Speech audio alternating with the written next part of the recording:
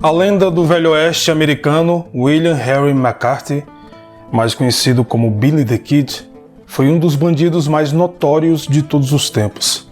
Extremamente audacioso, ele se gabava de ter tirado a vida de 21 homens, ou seja, uma morte para cada ano de sua vida. Devido ao seu jeito cativante e popular, ele se tornou uma figura quase heróica para muitas pessoas após a sua morte. O meu nome é Daniel, seja muito bem-vindo ao canal Paralelo Metafórico e no vídeo de hoje vou te contar a história de Billy the Kid, uma vida que não foi tão glamurosa como muitos filmes nos fizeram acreditar.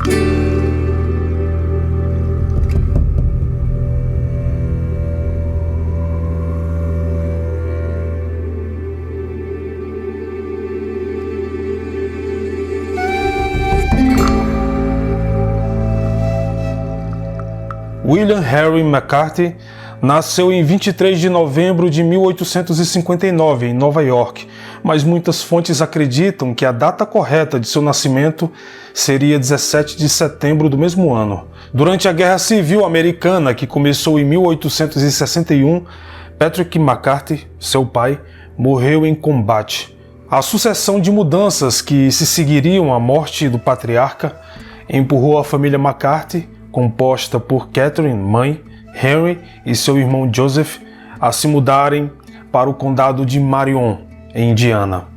Em 1869, eles se estabeleceram em Wichita, no Texas. Lá, Catherine conheceu aquele que se tornou o seu segundo marido, William H. Antrim. Em 1873, a nova família se mudou para o Kansas e depois para o Novo México, em Santa Fé, mais precisamente. Catherine morreu no ano seguinte, deixando seus 2 filhos aos cuidados do padrasto. Mas o homem, pouco preocupado com a responsabilidade da paternidade, decidiu colocar os jovens Henry e Joseph sob os cuidados de 2 famílias diferentes, onde eles deveriam trabalhar em pequenas tarefas diárias para pagar a sua estadia. Apenas um ano depois, em setembro de 1875, Henry, então com 16 anos, cometeu sua primeira travessura, roubou comida. Ele foi preso, porém conseguiu escapar e fugiu para o Arizona, onde passou a ser chamado de Kid Antrim, em referência ao sobrenome do seu padrasto. Kid, inclusive, é o termo em inglês que significa garoto.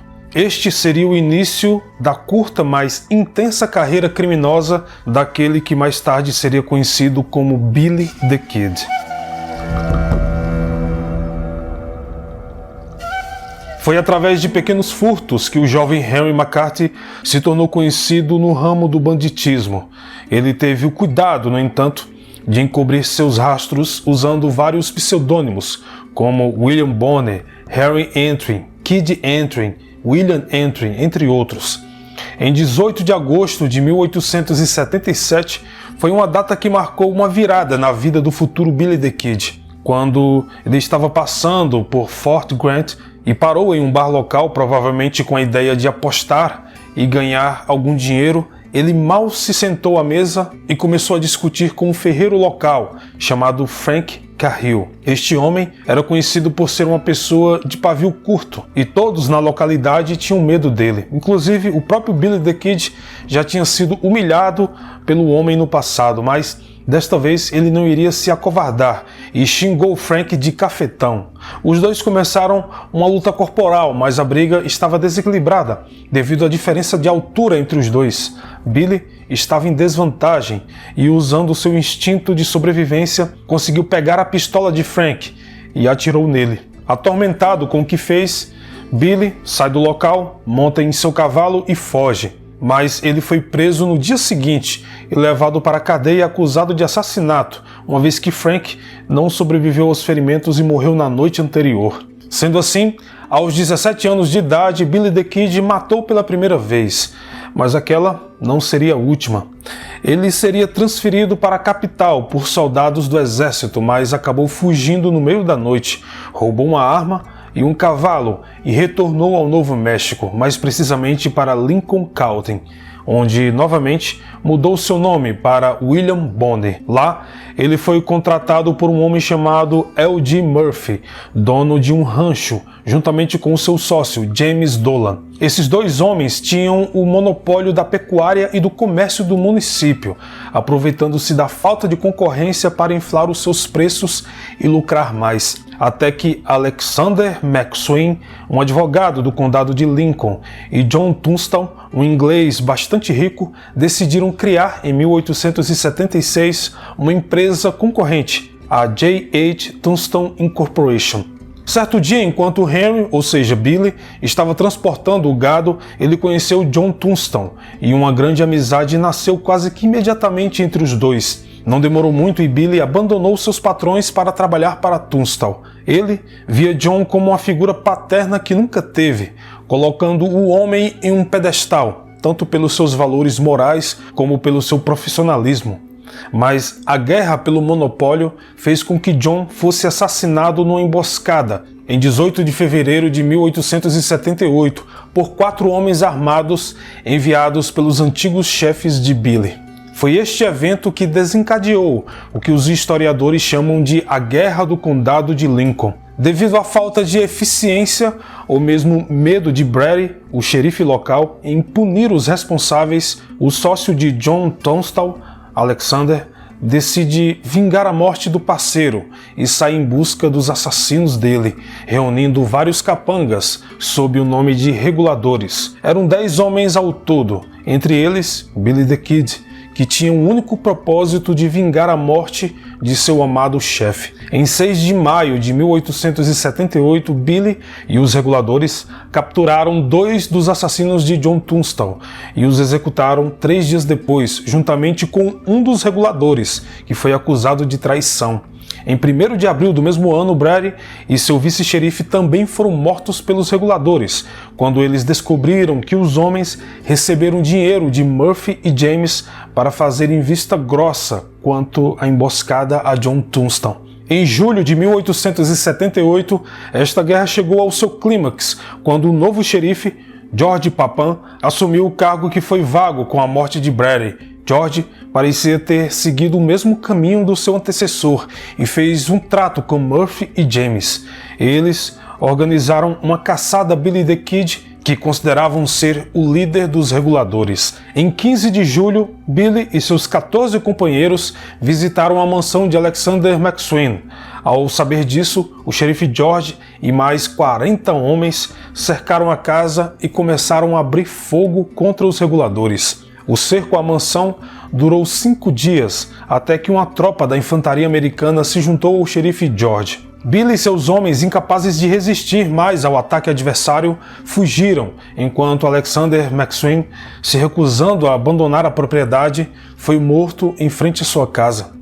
A Guerra do Condado de Lincoln, embora não seja muito conhecida hoje em dia, conseguiu chamar a atenção da opinião pública nacional da época. O governador do estado do Novo México então é substituído por Lew Wallace, por ordem do então presidente dos Estados Unidos, Rutherford Hayes. Lew, determinado a acabar a guerra entre os compatriotas, percebe que a melhor solução é perdoar todos os envolvidos para que, enfim, a paz volte a reinar. Mas para que eles fossem perdoados, deveriam se apresentar ao Conselho de Segurança para serem ouvidos. Billy the Kid então se rende às autoridades e fica encarcerado enquanto aguarda para ser ouvido. Mas, depois de vários dias, ele percebe que foi enganado e que passará o resto de seus dias atrás das grades. Então, ele foge da prisão e uma recompensa pela sua captura é emitida.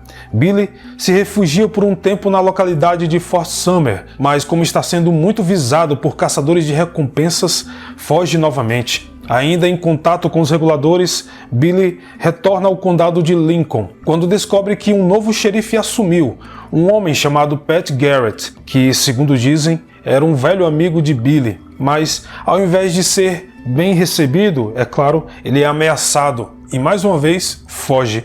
Em 21 de dezembro de 1880, Pat e seus homens conseguiram cercar os reguladores. Alguns são mortos, outros presos. Entre os presos está Billy the Kid. Na cadeia, ele resolve escrever uma carta ao governador Lew Wallace, lembrando-o da sua promessa de misericórdia. Porém, Lew não responde, pois, segundo ele, Billy não tinha cumprido sua parte no acordo e fugiu da prisão antes de ser ouvido. O juiz encarregado do julgamento de Billy the Kid o considera culpado e ele é sentenciado à morte. Naquela época, você deveria cumprir sua pena no local onde cometeu a maioria dos seus crimes, e Billy é levado novamente para o condado de Lincoln e trancado numa cela. Certa noite, ele se aproveitou do momento em que o guarda que o vigiava estava passando seu turno para um colega e agarra o homem pelas grades, tira sua arma e força o seu companheiro a abrir a cela. Em seguida, ele atira nos dois e foge novamente. Quando o xerife Pat fica sabendo da fuga e da morte dos guardas, ele jura que levará Billy de volta, vivo ou morto, e passa os próximos 3 meses perseguindo por todo o Novo México. Em 14 de julho de 1881, Pat e seus homens se encontram em frente ao rancho da família Maxwell, cujo dono, o Sr. Maxwell, é um grande proprietário de gado, para quem o próprio xerife já havia trabalhado anteriormente. Então eles resolvem fazer uma visita ao velho amigo. Por uma ironia do destino, Billy também conhecia a família Maxwell e resolveu passar na fazenda para visitar uma amiga que trabalhava lá. Na casa, Pat obviamente pergunta ao patriarca da família se ele não viu Billy passando pela sua propriedade. Neste momento, Billy chega e nota alguns cavalos na fazenda, mas como Maxwell era um grande comerciante e sem fazer ideia que Pat estava tão perto dele, pergunta a um funcionário onde estava o Sr. Maxwell. O funcionário diz que ele estava em seu quarto com alguns amigos. Billy vai em direção ao quarto e lá é recebido pelo xerife Pat Garrett em pessoa. Sem dizer uma só palavra, ele atira 2 vezes a queima-roupa em Billy the Kid, que morre na hora.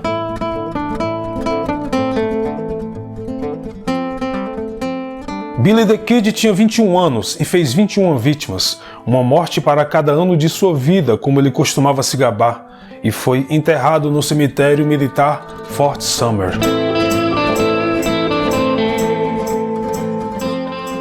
A história de Billy the Kid se tornou uma lenda mundial. Muitos jornalistas, escritores e até mesmo cineastas contaram essa história e o transformaram em uma verdadeira celebridade mundial. O primeiro a escrever sobre os feitos de Billy the Kid foi o próprio xerife Pat Garrett, ofendido pelo fato de ser chamado de covarde por ter atirado em Billy sem nenhuma chance de defesa. Ele, então, para legitimar suas ações, lança um livro intitulado A Verdadeira História de Billy the Kid. E foi basicamente este livro que deu mais força à lenda. E ao invés de se tornar um herói, Pat foi tratado como um covarde cruel. Em 1930 foi lançado um dos primeiros filmes sobre Billy the Kid, e depois disso várias outras produções vieram, sempre retratando o jovem como um fora da lei, mas também como um herói, que afrontou o cruel sistema de justiça de seu tempo. Em 1949, a lenda ressurgiu quando um homem chamado Bruce Bill Roberts disse que ele era o verdadeiro Billy the Kid, argumentando que o xerife Pat Garrett tinha atirado em um estranho apenas para ganhar fama. Apesar dessa afirmação parecer completamente infundada por muitos historiadores, Bruce parecia ser muito convincente em suas afirmações, mas no final, nada nunca foi provado.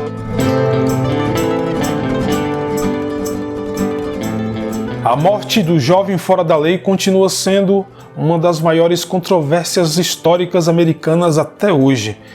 Será que Billy the Kid foi realmente morto pelo xerife Pat Garrett na noite do dia 14 de julho de 1881? Ou será que Bruce Bill Roberts era o verdadeiro Billy, que faleceu de um ataque cardíaco em 27 de dezembro de 1950, aos 90 anos de idade? Toda essa controvérsia só ajudou a perpetuar ainda mais a lenda do faroeste americano. O certo é que o nome Billy the Kid até hoje vende, e vende muito. Existem centenas de museus em seu nome, e o turismo para conhecer as localidades por onde passou rende milhões todos os anos. Desta forma, a lenda do Velho Oeste americano ainda continua viva.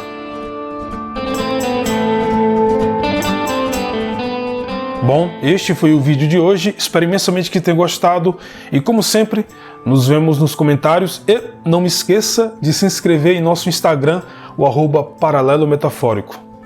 Até mais!